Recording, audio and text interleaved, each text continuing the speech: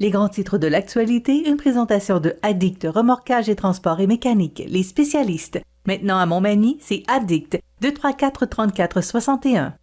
Addict Remorquage et Transport, des professionnels qui peuvent vous aider dans une situation d'enlisement ou simple remorquage. Grâce à ses équipements de haute performance, Addict, c'est aussi le service de transport de tout genre et de mécanique. Maintenant à Montmagny, c'est Addict Remorquage et Transport au 234-3461.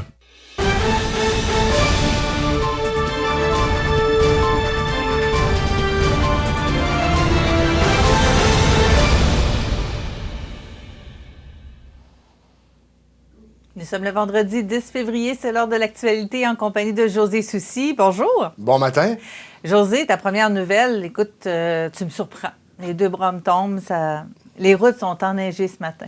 Absolument, parce que ça a commencé hier. Je t'explique un peu ce qui m'est arrivé. Oui, vas-y. Parce que mon garçon n'avait pas d'école aujourd'hui, pas en lien avec la température, Non. parce qu'il y avait une journée pédagogique, tout simplement. Donc, je l'ai descendu chez sa mère à Rivière-du-Loup. J'ai été m'entraîner au gym là-bas. Au lieu d'aller dans les bars, cette fois-là, j'ai été m'entraîner. C'est meilleur pour la santé, pour la ligne.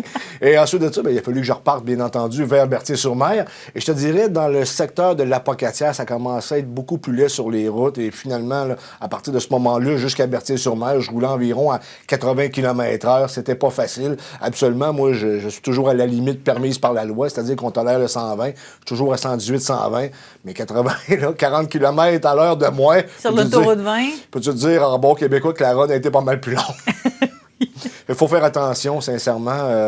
Je ne sais pas s'il y a eu beaucoup de sorties de route. Je sais, par contre, qu'il y a bien des gens qui sont restés pris ce matin dans leur cours et dans des entrées. J'ai vu ça en m'en venant au travail ce matin. Oui, il y avait une bonne accumulation déjà ce matin. Effectivement, les routes sont enneigées et ça ne va pas s'améliorer très, très rapidement parce qu'on annonce encore de la neige. Ça, c'est le tableau actuel qu'on voit. Alors, la visibilité, en général, c'est pas si mal. Là. Les points noirs, c'est la visibilité. Pas si mal, oui. C'est pas si mal.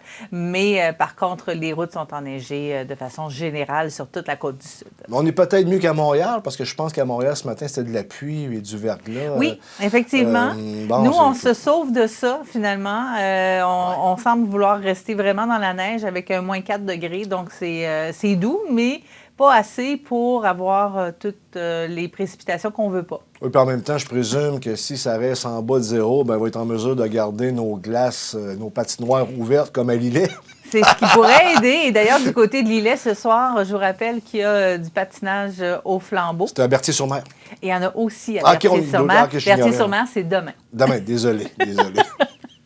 Voilà. Pourtant, c'est ma localité, puis c'est moi qui l'ai partagé sur le Facebook de CBA TV. Voilà. Désolé. Alors, on va parler aussi, c'est la semaine de prévention du suicide. Oui. On a eu une entrevue en ce sens cette semaine. D'ailleurs, Michel a fait cette entrevue-là, je crois que c'est mercredi. Et il y a une augmentation des comportements suicidaires chez les adolescentes et les jeunes femmes. Tu voulais m'en parler ce matin. C'est incroyable, là. Les statistiques viennent du Conseil du statut de la femme. Là, on tient à préciser qu'on n'a pas encore les statistiques concernant ce qui est arrivé durant la pandémie, la crise covidienne, parce qu'elles ne sont pas encore cumulées, les statistiques en question. Par contre, c'est vraiment, vraiment inquiétant parce que tu le sais, historiquement, chez les adultes, c'est les hommes qui font le plus de tentatives de suicide et il y a moins de femmes que d'hommes qui se suicident. Ça, c'est connu. Pour une détresse masculine, il y a sûrement des choses à parler concernant ce sujet-là. Ceci étant, je vais t'en parler un peu parce que ça a augmenté de 80 % chez les jeunes filles de 10 à 14 ans. OK? Je t'explique ça parce que c'est réellement important, là. Le taux de visite aux urgences, parce que je vais commencer par ça, pour idées suicidaires sont en baisse en 2020 chez les femmes et en hausse en 2021.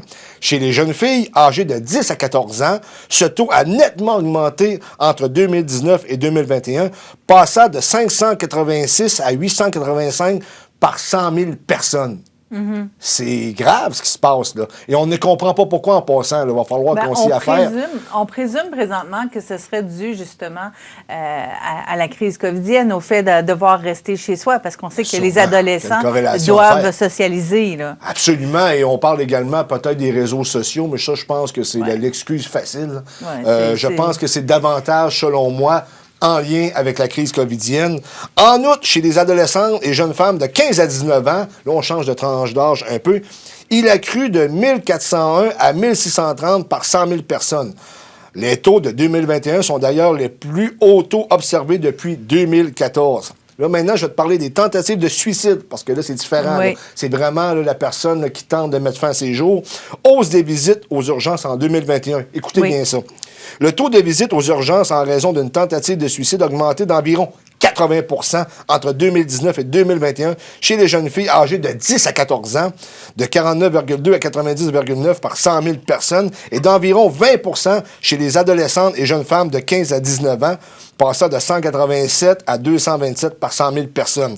En somme, l'augmentation des visites aux urgences en raison d'idées suicidaires ou de tentatives de suicide observées chez les femmes en 2021, tout particulièrement chez les adolescentes et les jeunes femmes, soulève d'importantes questions, l'importance plutôt de faire preuve de vigilance au regard de la santé mentale pendant la pandémie. Ça veut dire qu'on commence à faire le lien avec ce qui est arrivé là, durant la crise covidienne. Bien, ça crée plus d'anxiété. Puis on dit que chez les jeunes femmes, le problème majeur, c'est l'anxiété. On le sait depuis longtemps à cause des réseaux sociaux, à cause de l'apparence et tout ça. Là, on en parle beaucoup.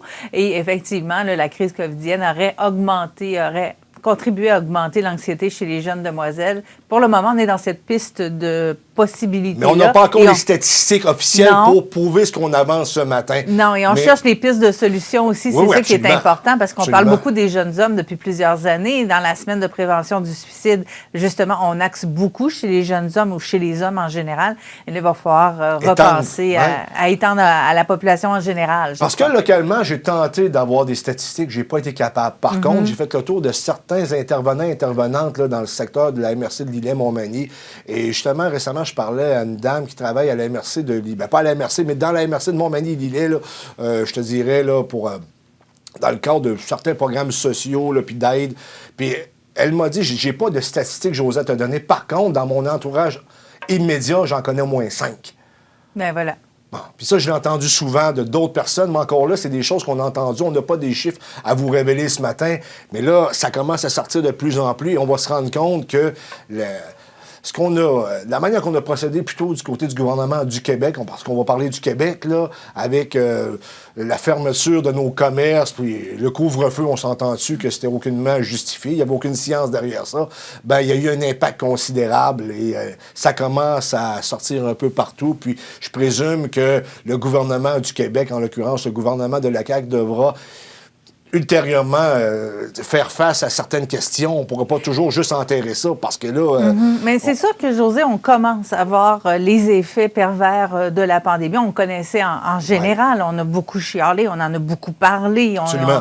On s'est senti brimé pour bien des gens. Et là, c'est, dans le fond, les résultats de tout ça sur la jeunesse aussi qu'on commence à voir sortir. D'ailleurs, ce matin, dans le Journal de Québec, il y a un texte qui m'a vraiment surpris. Très intéressant par ailleurs. C'est sûr que c'est un texte qui se base sur les résultats du côté de Montréal, mais j'ai tendance à croire que c'est vrai en région aussi. On dit que à petite échelle. Ouais. Donc, la violence dans les écoles a pris de l'ampleur depuis la pandémie.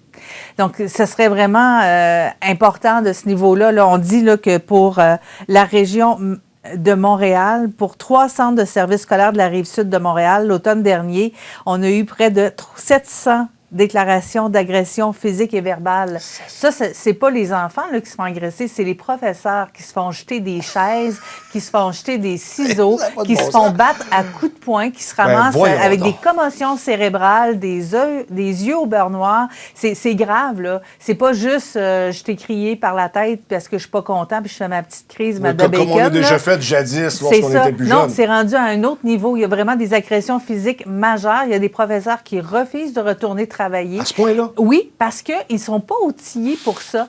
Si on prend ce qu'on donne dans le texte de Denis Thériault ce matin, on dit qu'un agent de bord va être outillé pour s'occuper d'une personne qui est violente en avion. Les enseignants, surtout au primaire puis au secondaire, ne sont pas outillés pour faire face à des gens violents et s'en occuper. Ce qu'on a dit aux enseignants, entre autres, c'est, bon, s'il y en a un qui se met en crise, vous sortez tous les étudiants de la classe pour les protéger et vous laissez l'étudiant en crise finir sa crise tranquillement. Ça fait des salles de cours dans un état lamentable. Ben écoute, si tu en as 3 qui font une crise... pendant le cours, à 3 reprises, tu sors le groupe, tu les laisses faire leur crise, tu n'apprends pas grand-chose, je veux pas être plate. Il va falloir qu'on trouve d'autres solutions que ça, je pense. C'est très, très grave ce que tu me racontes ce matin. D'ailleurs, les chiffres que je t'ai parlé ce matin, c'est très, très grave également. On a une société en crise. Lorsque ça ne va pas chez nos jeunes, ça ira pas pour l'avenir, parce que l'avenir, c'est nos jeunes, justement. Il faut qu'ils partent sur de bonnes bases, alors que ce n'est pas le cas. Et je pense sincèrement que le gouvernement devra se regarder en pleine face et penser peut-être aux pratiques qu'il a employées durant la crise covidienne, parce que c'est de plus en plus critiqué. Et j'en ai parlé, je pense, hier avec Michel. En Suède, on n'a pas confiné et pourtant, on est en meilleure posture que les autres pays limitrophes, en l'occurrence les pays européens. Oui, c'est sûr que l'avenir nous dira tout ce qui a découlé de ces moments de pandémie. C'est quand même un 2 ans qui a été très chargé en émotions et en beaucoup de choses pour bien des gens. D'avoir les parents, d'avoir les enfants à la maison tout le temps et d'avoir à faire le télétravail aussi. C'est sûr que ça a eu des impacts à quelque part sur les jeunes qui ont dû manquer d'attention peut-être, là, parce que tu fais ton télétravail à la maison. C'est pas juste ça. Lorsque tu as des parents qui sont toujours confinés ensemble, c'est pas toujours facile. Là. Tu peux plus sortir, tu peux plus t'évader, tu peux plus aller au gym, tu peux plus rien faire. Tu pouvais même pas sortir après 8 heures. Non, à certains moments. Là. Non, mais à certains... Mais pareil, être en couple, lorsque tu es toujours ensemble, et là, tu as des crises, ben, en plus, tu peux plus travailler, ou ben, tu as une entreprise, puis tu peux pas la faire fonctionner, l'argent rentre pas, tu comprends? Il y a eu un impact là, qui est incommensurable, et on commence à mesurer, justement, les impacts de ces décisions-là, et c'est pas très rose, je t'en passe un papier. On va parler d'autres décisions maintenant, celles du gouvernement. On en a beaucoup parlé dans la région des paramédics. Et là, on commence à se réveiller un peu plus et à parler du problème là, qui est beaucoup plus large là, que Chaudière-Appalaches. Et l'opposition se réveille également. C'est le Parti québécois. Là, ils ont juste 3 députés. Par contre, on s'entend que depuis le début de la session, on l'a vu là, avec le serment au roi, le Parti québécois fait quand même un bon travail. C'était le temps qu'il se réveille par ailleurs parce que pendant la crise covidienne, ils dormaient au gaz, selon moi. Mais le chemin Roxham, là, parce que c'est un autre problème aussi, parce que lorsqu'on rentre des familles là, à fond, comme on fait avec le chemin Roxham. On parle, là, l'année passée, c'est 39 171 demandeurs d'asile ont été interceptés au chemin Roxham. Alors que, juste avec l'immigration standard, on accueille 40 000, rajoute 30 000 à ça, c'est peut-être pas au complet, qui arrivent par le chemin Roxham, ça veut dire qu'ils vont venir vivre au Québec, mais on commence à manquer de logement, nos services sociaux ne fournissent pas, nos écoles manquent de place. Il va falloir qu'on commence à choisir. C'est pas être égoïste de choisir. On a une capacité d'accueil. Il faut la respecter. Et là, tu as le Parti québécois qui a dit, si la Gendarmerie royale du Canada n'est pas capable de faire le travail, parce que la GRC reçoit jusqu'à un certain point les ordres d'Ottawa, si Ottawa n'est pas capable de se réveiller, moi, j'enverrai la Sûreté du Québec. Ben, moi, c'est ce que je ferai également. Il faut dire qu'on a l'impression qu'Ottawa a pelleté ça dans le cours du Québec, mais qui ne veut pas s'en occuper, mais qui ne veut pas empêcher les choses non plus, alors qu'ils sont responsables des postes frontaliers. Ouais, New York envoie des billets d'autobus là, pour envoyer des gens au Canada. Ça ne tient pas la route. Qu'est-ce que c'est ça? Là, il va falloir qu'on se responsabilise. C'est pas une question d'être xénophobe, c'est une question de se respecter. On a une capacité d'accueil, il va falloir la respecter. Oui, et tu sais, on parle de ça là, ce matin, là, tous les problèmes là, qu'on a jasés, je veux dire, ça brasse beaucoup. L'effet positif, parce qu'il y a toujours des effets positifs, et je parle aux gens à la maison, c'est le temps que vous vous occupiez de la politique. Parce que lorsque vous ne vous occupez pas de la politique, c'est la politique qui s'occupe de vous. Et les décisions qui sont prises actuellement ne vont pas dans le sens du bien commun, selon moi. Oui, mais tu dis qu'il faut s'occuper de la politique. Il y a plein de gens qui s'occupent de la politique sur les réseaux sociaux. On laisse ça aux autres.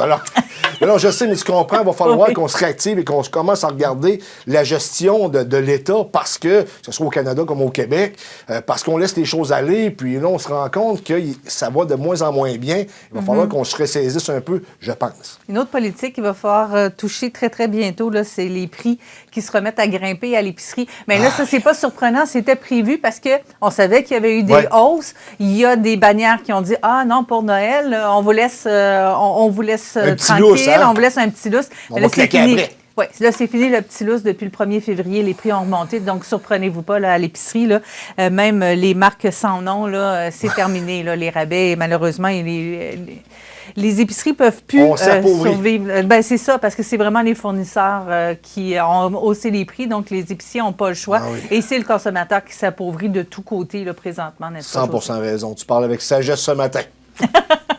Merci beaucoup. Alors, sur ces bonnes paroles de sagesse, merci beaucoup, José. Bonne semaine. Bonne fin de semaine, toi. Et c'est temps de vous souhaiter une bonne fin de semaine sur la Côte-du-Sud. Donc oui, de la neige encore pour aujourd'hui, mais c'est quand même pas si mal. On va passer au travers, comme on dit. Et on va retrouver Michel lundi pour la chronique communication et relations avec Diane Allard du Centre Yvon Mercier, entre autres. Et il y aura l'après-match avec Luc Carbonneau.